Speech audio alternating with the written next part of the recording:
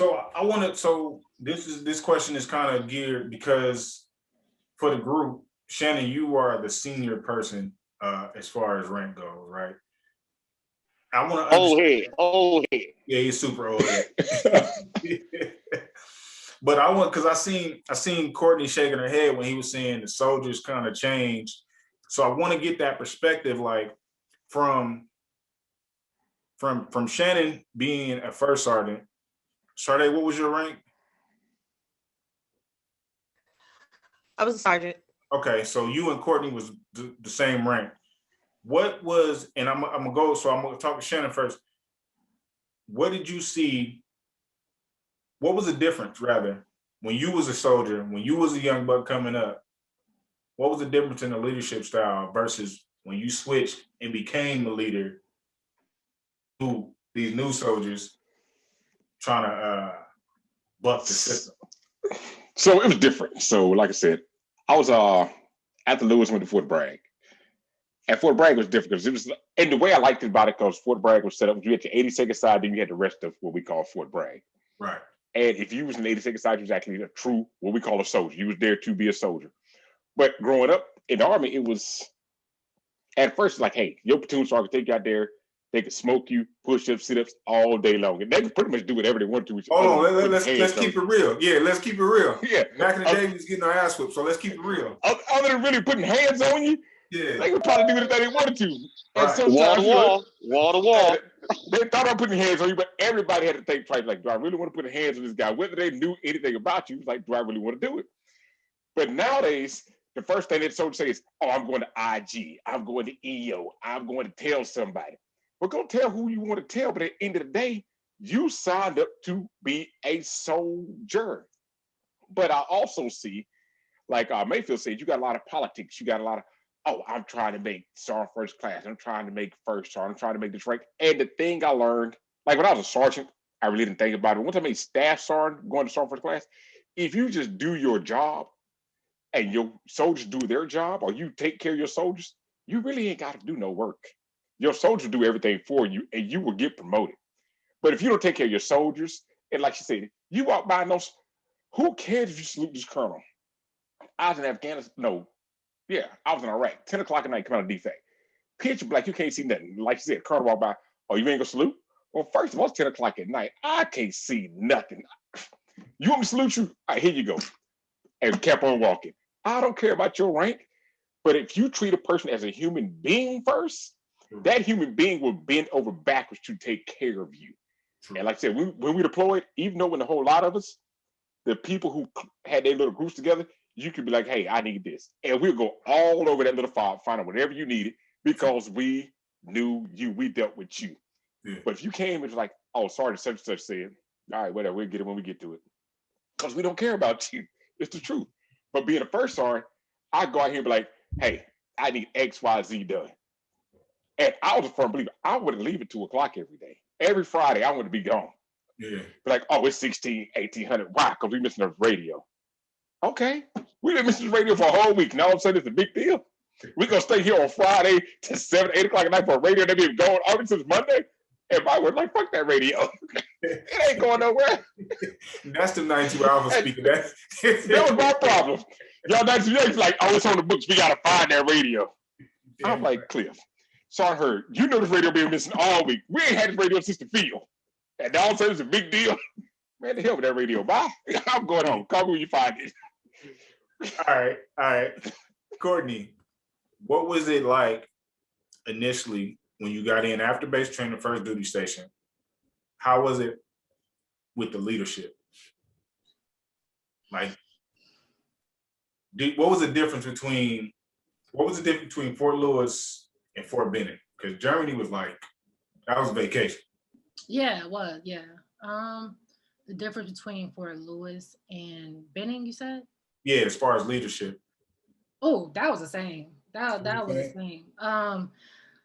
I worked around a lot of older white men, and old school.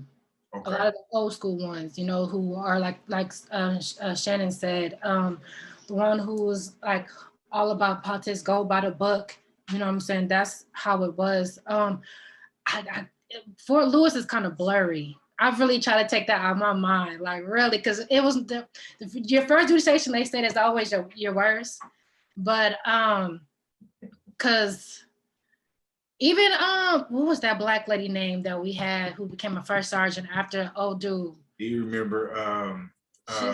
Whew. We can't say no names. No. Yeah, I just look. Oh, yeah, I know. Because she might catch this. We Yeah. gonna call her GA. Oh Anyway, yeah.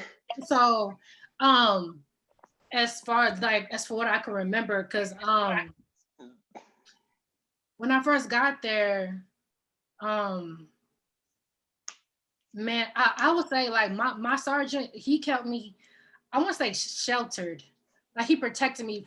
Sergeant T, he protected me a lot from, the uppers. He just made sure I stayed out of trouble. Because I was E1 to E2. I left there as a specialist. So yeah, I was there for about a year and a half. We went to Afghanistan. Yeah. Afghanistan, I didn't see anybody because I was on the ECP gate for the whole tour. So I didn't see nobody. I had my shift was from 10 to 6 in the morning. So I didn't see nobody. And then when we got back, that's when that first sergeant, that female was kind of, and I was ready to go. I was over it. And then when I went to Benning, it was like that too. It was mostly white men that I worked with, and the ones who were just the white dude rednecks, all about parmy, and I'm just like, okay, well, I'm just trying to get through the day. Like, I just want to do my work and go, but they be with the extra stuff. But like you said, yeah, Germany was more so chill.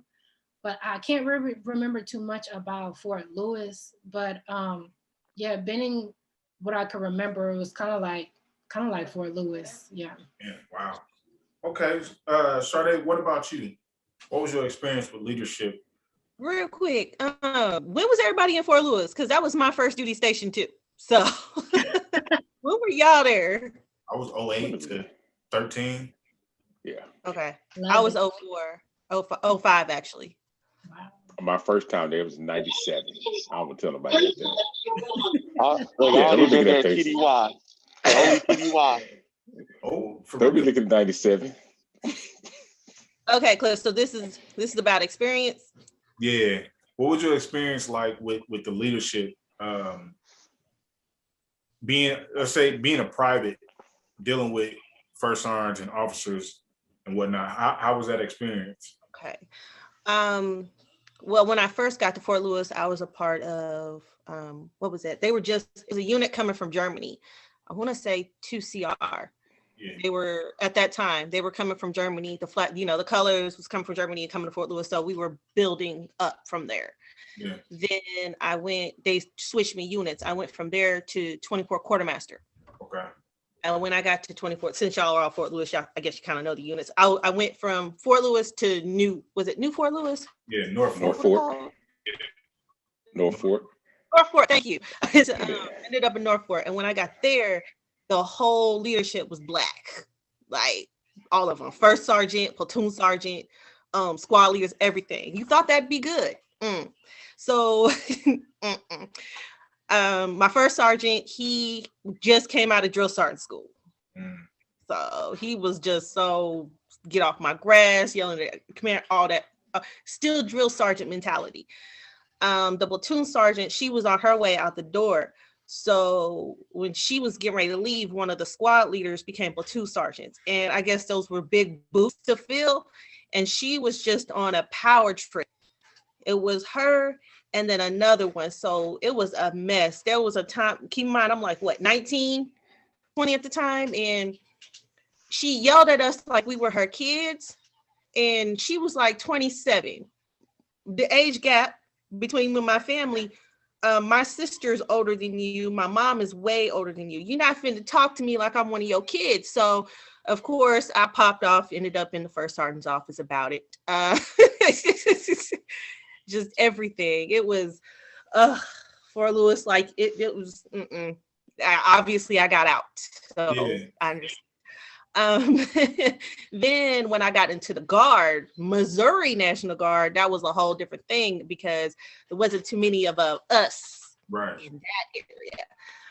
But there really wasn't a problem till I got to St. Louis. I happened to get into that unit because, I was dual status. So that meant I was kind of like active duty, but I wasn't. So I had my government job and, I drilled on the weekends and stuff like that. So my job ended up going to St. Louis. I ended up making sure my unit was in St. Louis. I happened to get there when the Mike Brown situation happened. Mm. So it was a lot of tension there. And it was just a lot of racist. There's a lot of racism going on, especially in St. Louis. The tension was so high in that unit. Yeah. With my government job on that side, there was a time when I was pregnant and I was the only Black soldier in there. And it was just a lot. They were like, well, I hope your kid don't, come out too dark. And you had the boss like, oh, my father didn't trust Black people. And I'm like, that speaks a lot about you. So when y'all are saying y'all reason for getting out, that was on top of having my child and saying all of that also led to me being like, yes, it's time to go. Wow. That was my experience. So I guess, let's talk about the racist. Was it as bad? Because I know I dealt with plenty of situations that were racist, or it seemed like it was a good old boy system. Mm-hmm. I want to go to Courtney first to see, did you deal with racism or sexism, or feeling like, you can't do X, Y, and Z because you're a girl, or you're a female, or were you stereotyped for being a woman, a Black woman at that?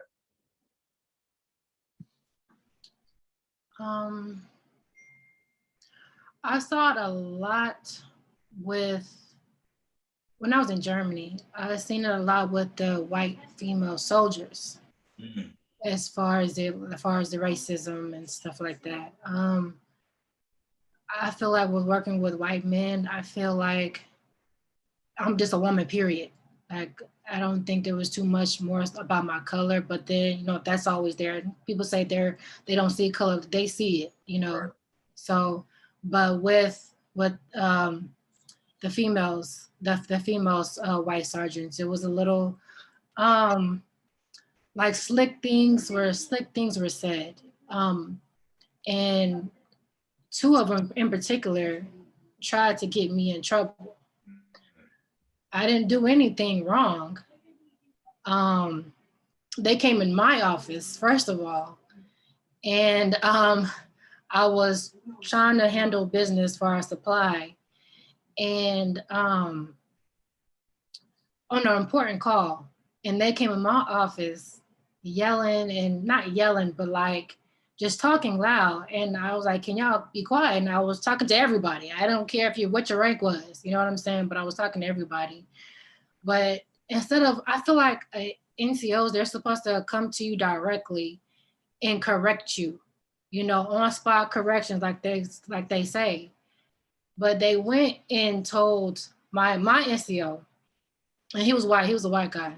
They told my NCO, they went like around me instead of telling me directly, and told him. And ever since then, like ever since that little thing happened or whatever, it was always been like, them saying something about my hair, or not my dress code, my uniform, like always like trying to find little things, Right. and saying, oh, she got an attitude. And it's like, right. Do I really have an attitude?